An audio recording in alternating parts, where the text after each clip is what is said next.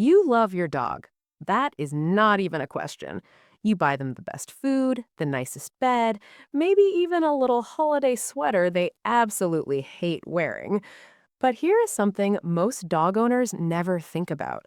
Some of the things you do every single day, out of love, are actually confusing your dog, stressing them out, or quietly breaking their trust.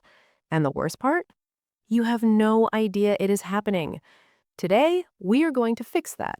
Stay with me because some of these are going to surprise you. By the end of this video, you are going to understand your dog on a completely different level.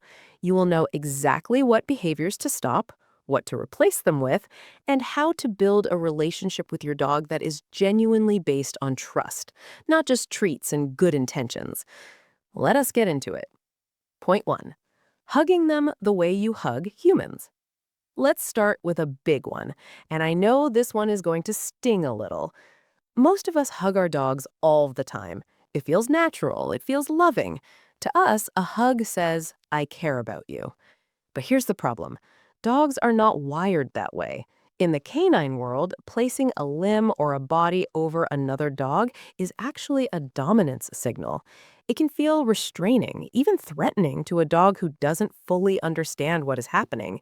Studies have shown that the majority of dogs display stress signals during hugs, turning their head away, licking their lips, flattening their ears, going stiff. Now, does that mean your dog hates you when you hug them? No. Many dogs tolerate it because they love and trust you. But tolerating something is very different from enjoying it. The quick fix here is simple. Instead of wrapping your arms around them, try leaning into them gently with your body weight, petting them along their back and chest, or just sitting close to them on the floor. That kind of calm, non-restrictive contact is what dogs actually find comforting. Point 2. Inconsistent rules. Here's a question I want you to think about honestly. Do you let your dog on the couch sometimes, but then get frustrated when they jump up other times? Do you laugh when they do something naughty one day and then correct them for it the next? If the answer is yes, you're not a bad owner. You're a human.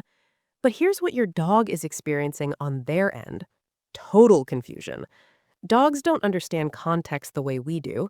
They don't know that you're okay with couch cuddles on Sunday movie nights, but not when you're wearing work clothes. All they know is that the same behavior sometimes gets a smile and sometimes gets a no. And when a dog cannot predict how their world works, they become anxious. Think about it this way. To your dog, consistency equals safety. When they know exactly what's expected, they can relax. When the rules keep shifting, they're constantly on edge trying to figure out what version of the rules applies today. Pick your rules and stick to them. Every person in the household needs to be on the same page. It's not about being strict, it's about being clear. Point 3, using punishment after the fact. This one is incredibly common, and it causes real emotional damage over time. You come home and find a chewed-up pillow on the floor. Your dog slinks over with that guilty-looking face, ears back, tail low, maybe rolling onto its back, and you think, see, they know what they did. But here's the hard truth. They don't. That look is not guilt. That's a fear response. Dogs live almost entirely in the present moment. If more than a few seconds have passed between the behavior and your reaction, they have no way to connect the two. What they're actually reading is your body language, your stiff posture, your raised voice, your tense energy, and they're responding to that. So when you scold a dog for something they did an hour ago, you're not teaching them a lesson, you're just scaring them.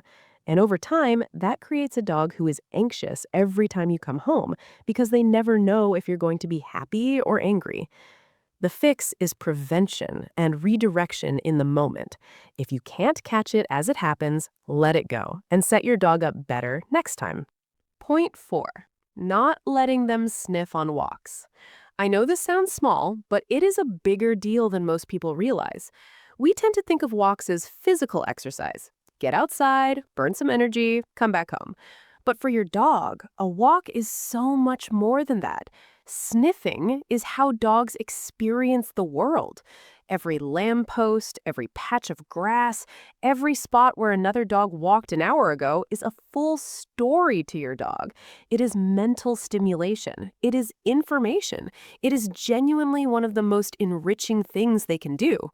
When we constantly yank them away or rush them through the walk, we are denying them one of their most fundamental needs. Research actually shows that a 20-minute sniff walk, where the dog leads the pace, is more mentally tiring for a dog than a 45-minute structured walk. A tired dog from mental stimulation is a calm, content dog. So let them linger. Let them sniff. Give them that time. Your walk might be shorter in distance, but it will be so much richer for your dog. Point 5. Forcing interactions with strangers. Picture this. Your dog is backing away from someone at the park, tail tucked, maybe hiding behind your legs, and the other person says, "Oh, it is fine, I love dogs," and reaches right in for a pet anyway. And maybe you let it happen because you feel awkward stopping them. Every time that happens, your dog learns something damaging, that you will not protect them when they're scared. And that erodes trust in a way that takes a long time to rebuild. Your dog does not need to like every person they meet. That is not a character flaw. Some dogs are social butterflies and some are not, and both are completely normal. Your job is to advocate for them.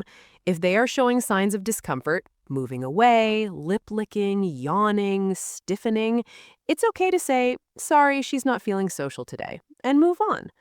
When your dog knows you have their back, they actually become more confident over time, not less. Point 6. Misreading excitement as happiness. This one surprises a lot of people. We tend to equate a wild, jumping, spinning, barking dog with a happy dog, and sometimes that's true. But sometimes that level of arousal is actually a sign of a dog who is overwhelmed and doesn't know how to settle. A dog who cannot calm down, who jumps on every guest, who loses their mind when the leash comes out, that dog is not just excitable. That dog may be running on a constant undercurrent of stress and overstimulation. And when we reward that behavior by matching their energy, laughing and getting them more riled up, we are reinforcing a state that is not actually great for them mentally. True dog happiness looks a lot quieter than most people expect. A relaxed body, soft eyes, a dog who can settle on their own. That's a content dog. Work on rewarding calm behavior. When your dog sits quietly, acknowledge it. When they settle on their bed without being asked, that's worth more than any trick. Last one, and this might be the most overlooked mistake on this entire list. A lot of dogs are physically exercised, but mentally bored. And a bored dog is a dog who chews furniture, barks all day, digs up the yard, or develops anxious behaviors.